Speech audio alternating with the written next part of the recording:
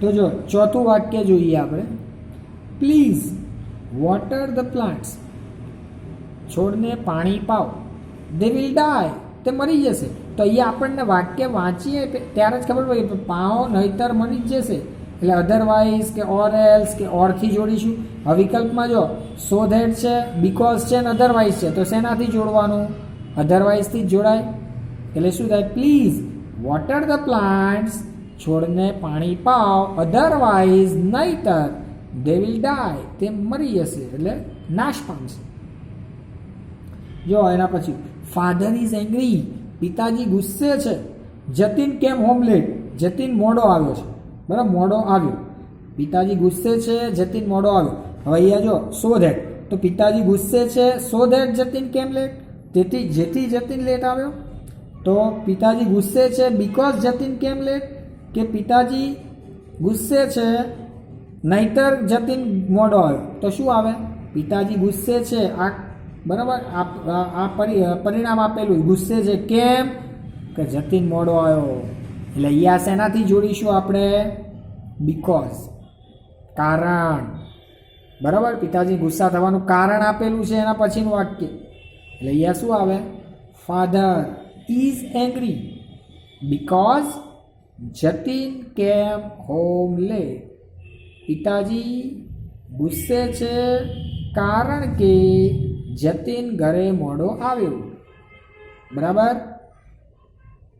પછી જો mother was busy, mummy એકદમ વ્યસ્ત હતા. She could not come for the function, તે ફંક્શન માટે આવી શકે તેમ નહોતા. તો જો વ્યસ્ત છે, ફંક્શન માટે આવી શક્યા નથી. તો જો એન્ડ આવે, બટ આવે કે શું આવે? તો જો બિઝી હતા તેથી ફંક્શનમાં આવી શક્યા નથી. તેથી એટલે અહીંયા શું આવે? સો. તો સોથી જોડવાનું. જો mother was busy so she could not come for the function, તેથી તેઓ ફંક્શનમાં આવી શક્યા નહીં. બરાબર.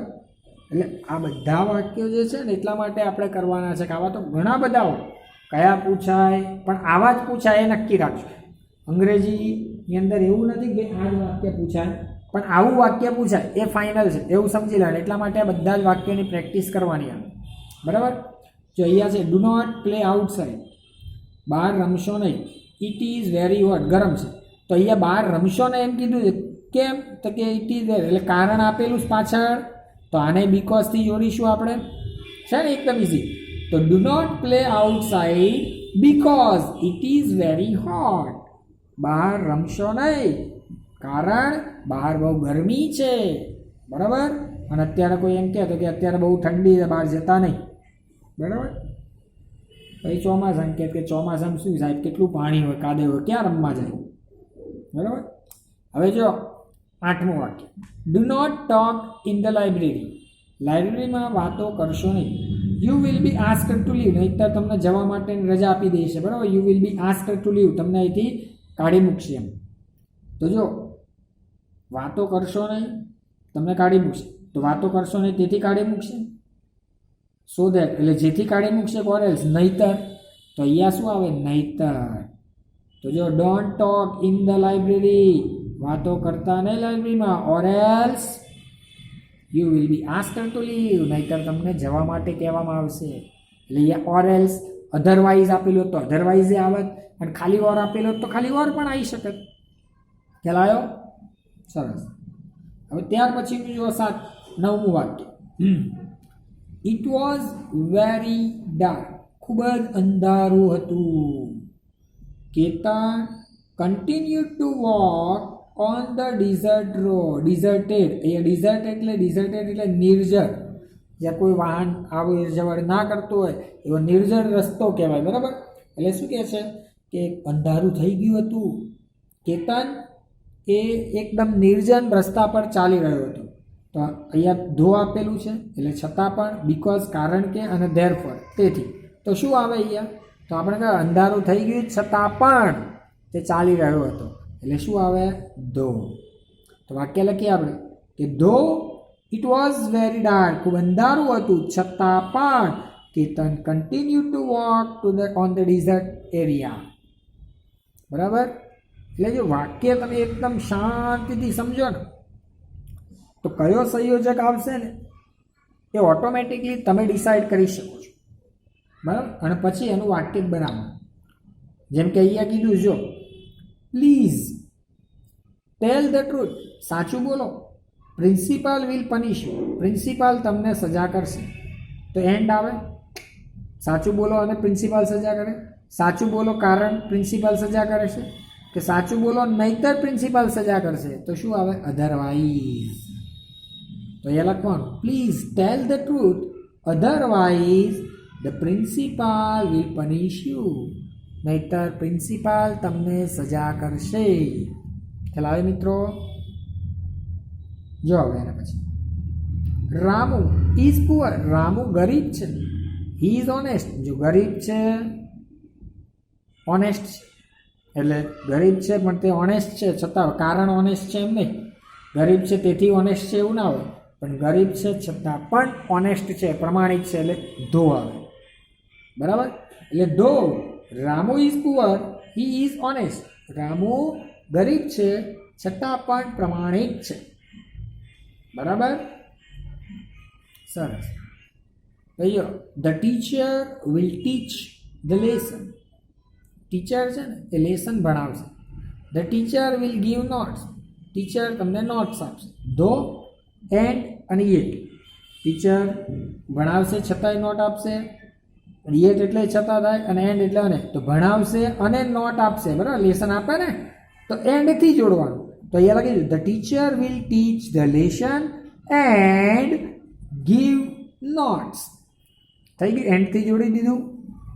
કોને કોને જોડ્યું? લેસન આપશે અને ગીવ નોટ્સ, નોટ્સ આપશે. બરાબર. લેસન ભણાવશે અને નોટ્સ આપશે. ખ્યાલ આવ્યો?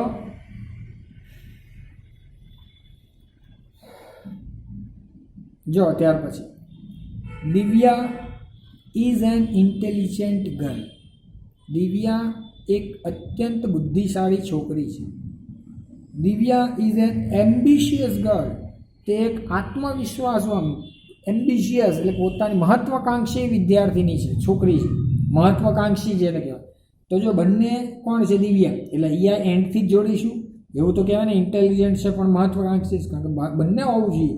એટલે જો Divya is an intelligent and an ambitious girl, બે વિકલ્પ બે હતા. બરાબર. ઇન્ટેલિજન્ટ અને એમ્બિશિયસ, એટલે શેનાથી જોડ્યું આપણે? એન્ડથી. બરાબર. એટલે Divya is an intelligent and an ambitious girl. બરાબર. તો આ 13 વાક્યો થયા, ધ્યાન રાખો. બધાને મગજમાં ક્લિયર થઈ જવા જોઈએ વાક્ય. બરાબર. ચલો હવે એના પછી જો 14મું વાક્ય છે, ઇટ ઇઝ રેઇનિંગ હેવીલી, વરસાદ વરસી રહ્યો છે. We have to go to school, અમારે શાળાએ જવું જ પડશે.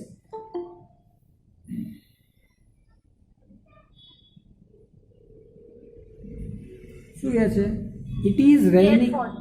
હા, તો અહીંયા વિચારવાનું. જો બટ એટલે પણ, ધેરફોર એટલે તેથી, અને બીકોઝ એટલે કારણ.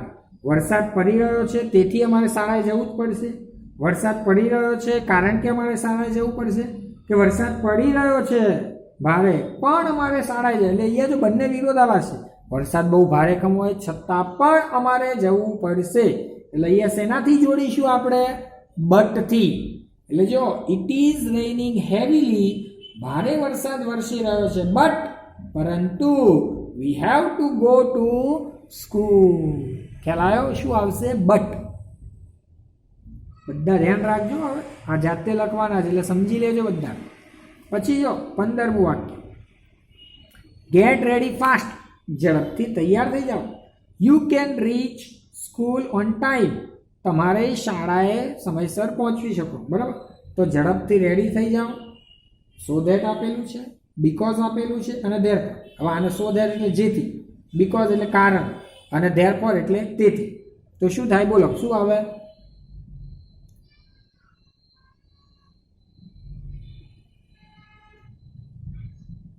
બોલો તો શું આવશે આમાં? કોઈ પણ એક વ્યક્તિ બોલશે. શું આવશે? So that. Gate ready fast, ઝડપથી તૈયાર થાવ. So that you can rich school on time, જેથી તમે શાળા, અહીંયા હેતુ આપેલો ઝડપથી, બરાબર, અહીંયા કીધું છે કે ભાઈ ઝડપથી તૈયાર થાવ, હેતુ આપેલો જેથી તમે સમયસર શાળાએ પહોંચી શકો. પાછળ હેતુ છે એટલા માટે સો ધેટ આવે. શું આવે? સો ધેટથી જોડવું. ચાલો એ જ રીતે જુઓ 16મું વાક્ય. પ્લીઝ ડિક્ટેટ સ્લોલી, ધીમે ધીમે બોલો સાહેબ, સંભળાતું નથી. વી કેન રાઇટ કરેક્ટલી, અમે સરળતાથી લખી, જો કરેક્ટલી સાચી રીતે લખી શકીએ. તો પ્લીઝ ડિક્ટેટ સ્લોલી, બીકોઝ આપેલું છે, ધેરફોર આપેલું, સો ધેટ. તો આમાં શું આવે? જો આમાં ધેરફોર અને સો ધેટ બંને આવી શક્યો. તો પ્લીઝ ડિક્ટેટ સ્લોલી, ધીરે ધીરે કહો. સો ધેટ, જેથી, અહીંયા પણ આપણે શું મૂકીશું? સો ધેટથી જ મુકાય. સો that we can write correctly, જેથી અમે સરળતાથી બસ સાચું લખી શકીએ. સાહેબ તમે અત્યારે જોરથી બોલો છો, ફટાફટ બોલો છો, તો અમે સમજાવતું નથી, એટલે આપણે શું કીધું? કહીએ ને સાહેબ please dictate slowly so that we can write correctly. Okay, સરસ. ત્યાર પછીનું વાક્ય જો. મીરા ઇઝ નોટ વેલ, મીરાની તબિયત સારી નથી. She will not come school, તે શાળાએ આવશે નહીં. તો અહીંયા મીરાની તબિયત સારી નથી અને તે શાળાએ આવશે નહીં, પણ તે શાળાએ આવશે નહીં. અહીંયા તો આવવાની નથી એવું જ કીધું છે, એટલે અહીંયા શું આવશે બોલો તો? એન્ડ આવે, બટ આવે કે ધેરફોર, એટલે તેથી. બોલો તો ધેરફોર. સરસ. હા, શું થશે? Therefore Meera is not well, મીરાની તબિયત સારી નથી. Therefore she will not come to school, તેથી તે શાળાએ આવશે નહીં. હવે જો, ગો ટુ ધ માર્કેટ, બજારમાં જાઓ. ગેટ મી સમ વેજીટેબલ, મારી માટે શાકભાજી લઈ આવો. બરાબર, અત્યારે તો રજાઓ છે, આપણે ઘરે મમ્મી કામ કરાવે, પણ હવે જાઓ ને બજારે જાઓ ને શાકભાજી લેતા આવો. તો શું કરીએ આપણે? સો ધેટ આવશે, ઓર એલ્સ આવશે, એન્ડ આવશે. સો ધેટ એટલે જેથી, ઓર એલ્સ એટલે નહીતર, અને એન્ડ એટલે અને એન્ડ આવે. સરસ. Go to the market and get me some vegetable, બજારમાં જાઓ અને મારા માટે શાકભાજી લેતા આવો. અને બરાબર, એમ તો કહેવાય નહીં બજારમાં જાઓ જેથી શાકભાજી લાવો, એટલે બજારમાં ના જવાનું હોય. કહે છે કે બજારમાં જાઓ અને શાકભાજી લેતા આવો. પછી જો, જય ઇઝ ટાયર્ડ, જય થાકી ગયો છે. હી ઇઝ વોકિંગ, તે ચાલી રહ્યો છે. જો થાકી ગયો છે છતાં પણ ચાલી રહ્યો છે, તો શું આવશે? સો ધેટ, યેટ કે ઓર એલ્સ? યેટ આવે. શું આવે? યેટ. જય is tired yet he is walking, જય થાકી ગયો છતાં પણ તે ચાલી રહ્યો છે. બરાબર, જો આ રીતે વાક્ય તમે સમજશો એટલે ઓટોમેટિકલી તમને આવડશે. જો Neha is dancing, Geeta is dancing, તો શું આવશે? એન્ડ, બટ કે ઓર? એન્ડ. હા, અને કોને કોને જોડવાનું? નેહા અને ગીતાને. એટલે શેનાથી જોડીશું? એન્ડથી. તો નેહા એન્ડ ગીતા. હવે જો અહીંયા ઇઝ હતું, નેહા એક વચન હતું, ગીતા એક વચન હતું, એટલે ઇઝ હતું. પણ બે ભેગા કરીએ એટલે બહુવચન થઈ જાય. એટલે Neha and Geeta are dancing. શું આવશે? Neha and Geeta are dancing. બોલો ક્લિયરલી, બધાને ખ્યાલ આવ્યો? આવડશે જ. જો એના પછી આપેલું છે, Sanjay will celebrate his birthday at home. Sanjay will celebrate his birthday in hotel. દો આપેલું છે, એન્ડ આપેલું છે, ઓર આપેલું. ઘરે ઉજવશે, હોટલમાં ઉજવશે. બોલો શું આવે? ઓર. જો બે જગ્યાએ એક સાથે તો ઉજવી નહીં શકે, એટલે એન્ડ તો આવે નહીં કે હોટલમાં ઉજવશે ને ઘરે ઉજવશે. હોય અમુક નમૂનાઓ 12 વાગે હોટલમાં ઉજવે, પછી બીજા દિવસે સવારમાં મમ્મી પપ્પા અમે ઘરે ઉજવે. પણ આપણે અહીંયા કાં તો હોટલમાં ઉજવશે કાં તો એ ઘરે ઉજવશે, એટલે ઓર બનાવવાનું. શેનાથી બનાવવાનું? ઓર. એટલે શું કહેવાનું? Sanjay will celebrate his birthday at home or at hotel. જો at home or in a hotel. જો અહીંયા કદાચ આઈધર ઓર આપેલું હોય તો એ રીતે લખત, તો આઈધર ઓર લખત. તો Sanjay will celebrate his birthday either at home or in a hotel. તો એ રીતે લખત. પણ અહીંયા ખાલી ઓર છે, ઓરથી બનાવવાનું. વિકલ્પો કયા છે? એટ હોમ અને ઇન ધ હોટેલ. તો એ બંનેની વચ્ચે શું લખી નાખવાનું? ઓર. છે સિમ્પલ? ઓકે. ભાઈઓ, Pooja will not congratulate me. Pooja મને કોંગ્રેચ્યુલેટ કરશે નહીં. Pooja will not come for the party. Pooja party પર પણ આવશે નહીં. બંને નથી કરવાનું. નકાર છે તો તમે જ બોલો તો શું આવે? આઈધર ઓર, નાઈધર નોર કે ઓલ એલ્સ? સરસ, નાઈધર નોર. અને બે વસ્તુ છે શું? કોંગ્રેચ્યુલેટેડ મી અને કમ ફોર ધ પાર્ટી. તો એ બંનેની એકની આગળ નાઈધર ને બીજાની આગળ નોટ. તો પૂજા વિલ નોટ તો નીકળી જાય, એટલે Pooja will neither congratulate me nor come for the party. ધ્યાન રાખજો, પહેલું નાઈધર ક્યાં આવે? કોંગ્રેચ્યુલેટ મીની આગળ. એટલે Pooja will neither congratulate me nor come for the party. Okay, સરસ. હવે ત્યાર પછીનું વાક્ય જુઓ. એટલે અહીંયા શું આવશે? નાઈધર નોર. બરાબર. પછી અમન ઇઝ ડિસઅપોઇન્ટેડ. અમર જે છે ને, અમન, એને નિરાશ થઈ ગયો છે. He could not go for the picnic. He could not go for the picnic. તે પિકનિક જઈ શકતો નથી. તો નિરાશ થઈ ગયો છે, પિકનિક જઈ શકતો નથી. બોલો, ધેરફોર આવે, બીકોઝ આવે કે સો આવે? બીકોઝ. જો નિરાશ છે કારણ તે જઈ શક્યો નથી તેથી. બરાબર. એટલે શું આવશે? જો Aman is disappointed because he could not go for the picnic. હવે આમાં મારે ધેરફોર કરવું હોય તો પણ આવી શક્યો. તો વાક્ય ફેરવી નાખવાનું કે Aman could not go for the picnic therefore he is disappointed. ખ્યાલ આવ્યો? જો મારે ધેરફોર કરવું હોય તો વાક્ય ફેરવવું પડે. બરાબર. બીકોઝના પછીનું વાક્ય આગળ આવી જાય અને પાછળ જતું રહે પેલું વાક્ય આગળનું. તો શું થઈ જાય? ધેરફોર આવે. એટલે અહીંયા હું બીકોઝથી બનાવું. તો Aman is disappointed because he could not go for the picnic. કારણ કે તે પિકનિકમાં જઈ શક્યો નથી. હવે ધેરફોરથી બનાવવું હોય તો Aman could not go out for the picnic therefore he is disappointed. Aman picnic જઈ શક્યો નહીં તેથી તે નિરાશ થાય. બંને. એટલે અહીંયા બંનેથી બનાવી શકાય. પણ યાદ રાખો, ધેરફોરથી બનાવો ત્યારે વાક્ય ફેરવવું પડે. બરાબર. સરસ. હવે જો 24મું વાક્ય. Be careful you will hurt your self. કાળજી રાખો નહીતર તમારી જાતને ઈજા થશે. તો શું આવશે? બોલો. સો ધેટ આવે કાળજી ઓર એલ્સ, નહીતર. બરાબર. સરસ. Be careful or else you will hurt your self. કાળજી રાખો નહીતર તમારે ઈજા પહોંચશે. બરાબર. હમણાં પતંગ ચગાવી રહ્યા હોય ત્યારે આ વાક્ય ખાસ ધ્યાન રાખજો. Be careful. પતંગ ચગાવવામાં, ઉડાડવામાં, પકડવામાં બધામાં કાળજી રાખવાની. નહીતર આપણે આપણી જાતને ઈજા પહોંચાડી શકીએ છીએ. અને વધુમાં આપણે પાછા પરાક્રમી હોય એટલે બીજાને પણ ઈજા પહોંચાડી શકીએ. એટલે એ પણ ધ્યાન રાખવું, દોરી વાગી ના જાય. બરાબર. એટલે be careful or else you will hurt your self. બરાબર. ઓકે. બોલો, બધાને ખ્યાલ આવી ગયો મિત્રો?